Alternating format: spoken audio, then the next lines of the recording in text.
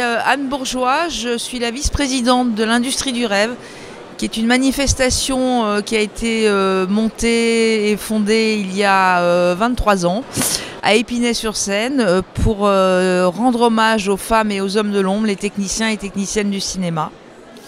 Et je suis vice-présidente depuis 2004. Exactement, c'est-à-dire que quand la manifestation a commencé, les techniciens et les techniciennes n'étaient absolument pas mis en valeur. Donc tout au long de ces 23 ans, donc nous déjà, on a fait, puisqu'on fait un colloque et maintenant des conférences tous les ans sur l'actualité des techniciens et techniciennes, l'évolution de leur métier, et qu'on a en effet fait à peu près tous les corps de métier, le décor, l'image, le son, les effets visuels, voilà, et qu'on a fait des cycles. Simultanément, on a vu émerger les associations. Bon, la CST existait bien entendu, puisque nous avons même été pendant 6 ans logés par la Commission supérieure technique, d'où nos liens, mais on a vu émerger les associations professionnelles. Et d'ailleurs, c'est assez drôle, puisque ce matin, j'animais une conférence sur la formation initiale. Et donc, il y avait, par exemple, l'association des décorateurs est née il y a 15 ans. Donc après l'Industrie du Rêve, donc peut-être qu'on a entraîné des vocations. En tout cas, on est très content aujourd'hui de voir que ceux qui font les films, la fabrication, qui ne sont pas uniquement les producteurs, les réalisateurs et les comédiens, soient autant mis en valeur sur leur savoir-faire, expertise et aussi leur talent à s'exporter à l'international.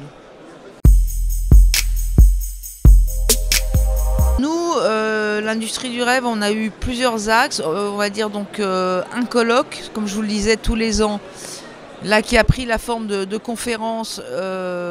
Donc là, par exemple, on a reparlé du décor 20 ans après une édition qu'on avait faite en 2004. En 2004, par exemple, tous les studios fermaient.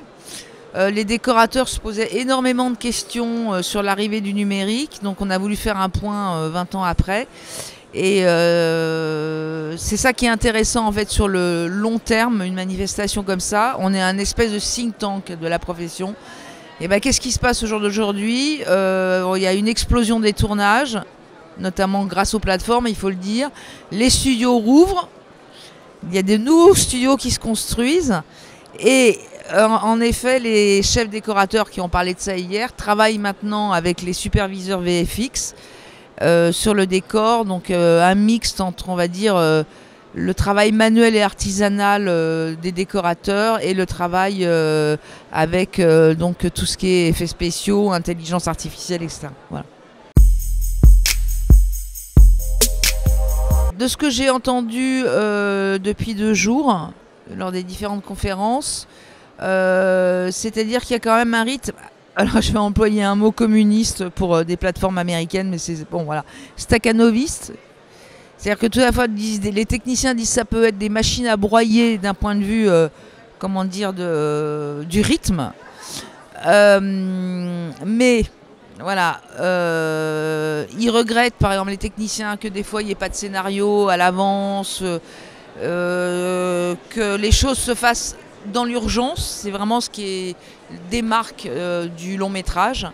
En revanche, là où il y a 2 choses extrêmement positives, c'est que les plateformes donnent du boulot. Et nous, on va à l'Industrie du Rêve. Avant, on avait pris ces dates de décembre, janvier, parce qu'il y avait un temps où les techniciens travaillaient plus. Bah, c'est pas le cas. Maintenant, tout le monde bosse. Je sais plus qui est au chômage, mais je crois que voilà. Et tant mieux. Et deuxièmement, c'est les budgets. Je vous donne par exemple le budget d'Emily in Paris sur uniquement le budget construction décor, l'achat du bois et des matériaux. Ils avaient 1 million d'euros, ce qui ne se voit jamais sur un long métrage. Donc je pense que les techniciens sont contents parce qu'ils travaillent et qu'ils ont du budget par rapport à des films du milieu, on va dire français. Après, il y a cette question-là de l'extrême rapidité à faire les choses qui ne laisse pas forcément une tonne de créativité, voilà. Alors qu'on a des techniciens très, très créatifs en France. On a fait donc une conférence là ce matin avec donc 4 écoles et une contradictrice qui est venue, qui est Christine Raspillère. Donc nous avions la FEMIS, Artefix, l'école Georges Méliès, l'INA. Ils ont tous donc ce qui se passe, c'est qu'il y a des métiers en tension en ce moment, qui sont les métiers du plateau, voilà, les métiers de la main aussi. Il n'y a plus de menuisier, il n'y a plus de toupilleurs, enfin voilà. Donc ça, c'est un vrai souci. Il y a un manque en administration de production, c'est-à-dire comptable, hein, mais qui a un métier spécifique dans l'audiovisuel et le cinéma. Voilà, trop de centralisation. Donc on a posé toutes ces questions-là aux écoles au regard de l'appel à projet qui a été lancé par le CNC, donc la grande fabrique de l'image 2030. Il y a donc 175 établissements qui ont déposé des dossiers. Et donc ils nous ont exposé ce matin, en tout cas ces 4 écoles, ce qu'ils souhaitaient développer. Et ce qui peut ressortir en fait le point le plus prégnant, c'est ouvrir les écoles à des gens qui n'ont pas le bac. Donc un peu à ce qu'a fait Courtrajmé ou l'école Mille Visages, etc. Et essayer de créer des passerelles entre écoles, publiques et privées, et les studios, afin que les étudiants bénéficient des meilleures conditions possibles pour bosser sur les nouvelles technologies, notamment sur les murs de LED, qui est à la grande mode en ce moment. Voilà. Je crois qu'on ne peut pas dissocier les deux, pour 2 raisons. C'est en effet, comme disait Malraux, le cinéma est un art, enfin, c'est aussi une industrie. Donc je pense que la formation théorique est importante. J'ai moi-même dirigé une école de cinéma où j'ai introduit tout simplement des cours d'histoire du cinéma. On ne peut pas avoir des étudiants qui soient ignorants de l'histoire du cinéma mondial, parce que il faut savoir que ce qu'apprécient les étrangers chez nous qui viennent tourner, quand même, les Américains notamment, c'est notre culture. On a une culture qui est très importante en France. Et par exemple, pour vous donner un exemple, hier, on avait un chef décorateur qui a pris la parole, qui a 12 000 livres chez lui. Une culture non seulement cinématographique, mais picturale absolument colossale.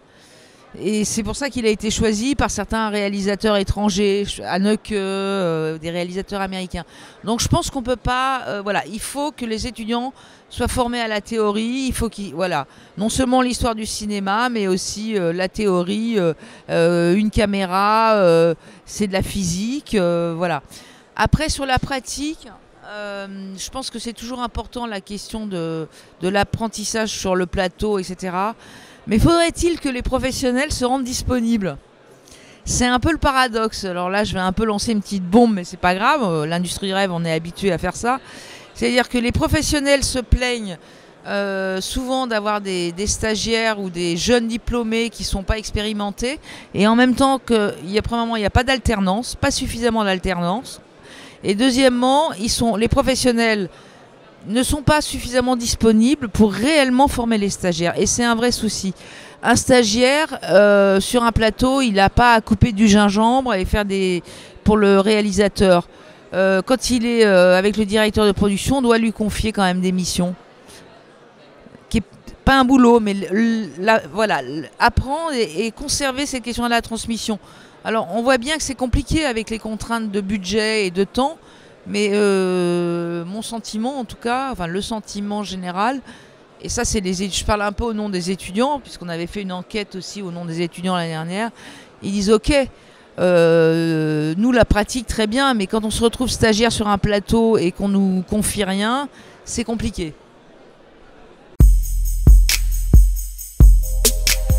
En notre actualité, bah là déjà, on a fait nos conférences. Pour l'année prochaine, on espère, on a des projets qui sont un peu secrets, donc ça va être compliqué d'en parler, mais en tout cas, il y a un axe qu'on souhaite, qu'on a déjà, ça fait 23 ans qu'on parle des techniciens et techniciennes, et qu'on souhaite davantage développer de façon, on va dire, visuelle et pratique la connaissance des savoir-faire des métiers du cinéma.